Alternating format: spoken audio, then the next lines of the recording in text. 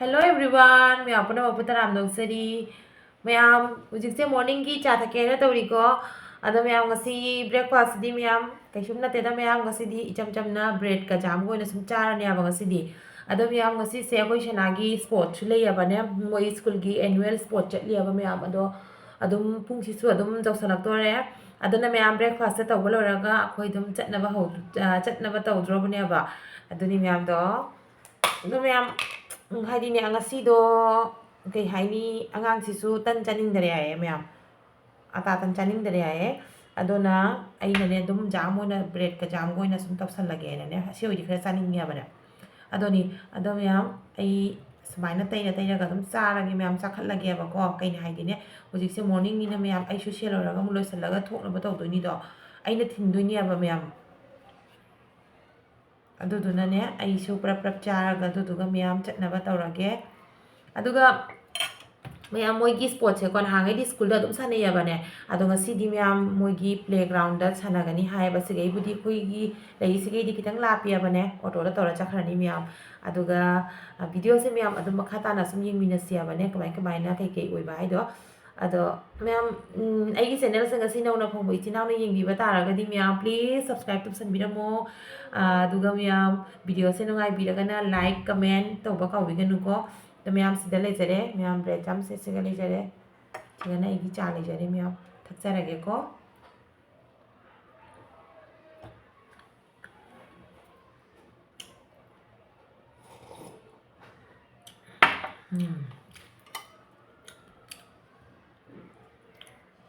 bread से ma'am गना तौद्रा सहनदरे हजिति इंगमदाने मैम असे ब्रेड से ngara kata purakpani हायबा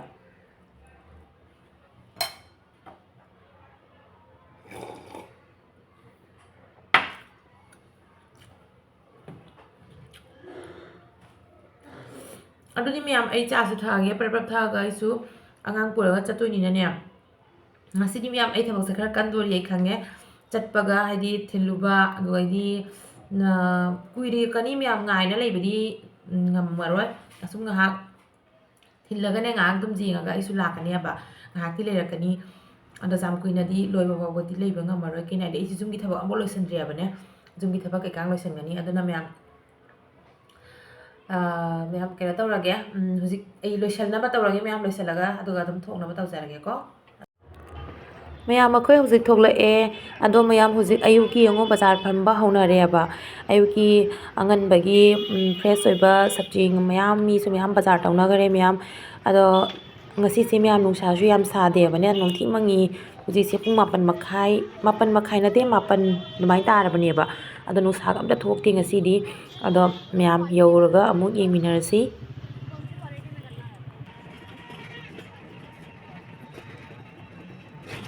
मैम जौरक तोरे हुजिक लिखपना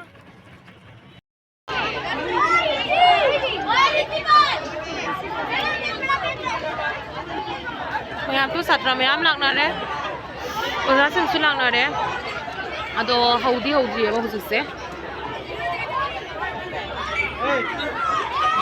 सानाबा हौनारे मैम अदो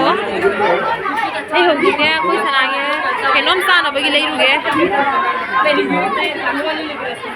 मोसे चीन केनो से चीन बसे मने हलागे nasi नुंसादि याम सादे नुंथि मंगी और वो सिक्सिया से होय लरके मजा आया फ्रूटी है रो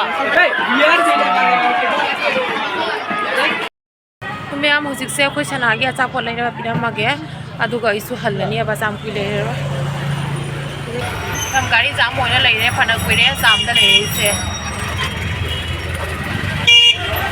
जाम लोइबदा स्पोर्ट लोइबा मतम यौब्रा खंगदे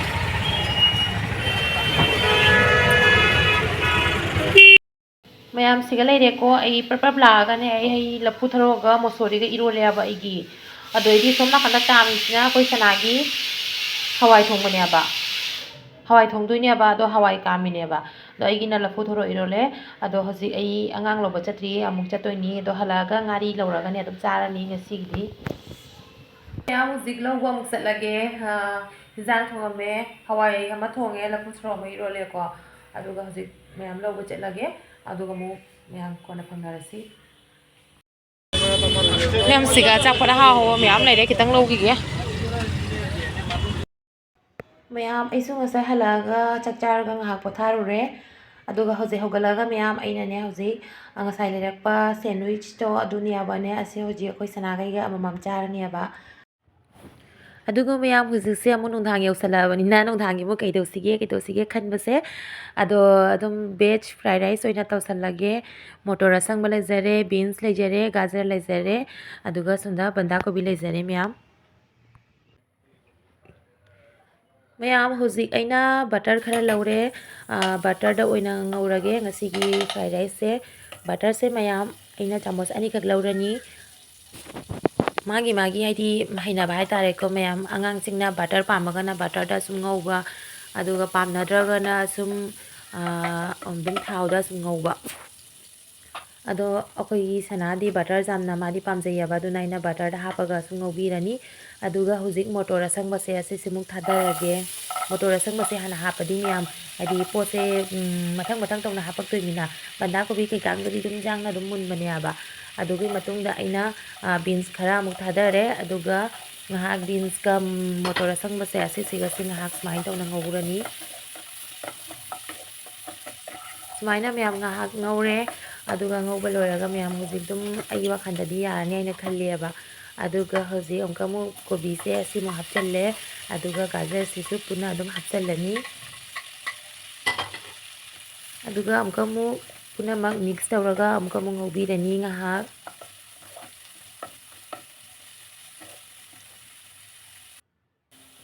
ado miyam hujik aina thum khara mu hape thum se hujik hapabanina horen amu haparoi thum hapaga smaina ngahak otlaga ngauraga adum mayam pose su yung liksale hanadagi aduna yarani hojik ai adum chak thadarage siga leire mayam chak simu thadarage ado mayam sigi chak se normal dum akoina chanaba chak tuniabane basmati ga natiaba angang na dikhang puna teda basmati rice na kamai toge normal rice na kamai toge aise moi di hawraga loire na tra mayam aduna hawan bagi mathau ni aba moi gi se ado mayam vegetable se chaning da vegetable chaning da ba angang sing yam jawi dana mayam haina de dana angang sing di adu duna samaina pija ba se yamna phai yamna healthy oi aduga mayam siga kismis khara mu aina aloi bada kismis khara amu hapchan bire aduga kismis hapaga smaina ngahatang auraga aduga dum yarani mayam hojik loijare mayam ado mayam hawgadaba manbra yengo ado hawgadodi yam maliko mayam haibadi maikhuga se bang karaga inthamdada sumaina sana chaba se yam hawmani natra mayam ado agi wakhanda koi sanana su yam pamna chagadaba mali ado mayam ngasi oinadi video se su matang soida sum loisanjarage mathangi video da amuk yam yangna phangnarasi ngasi oinadi mayam bye bye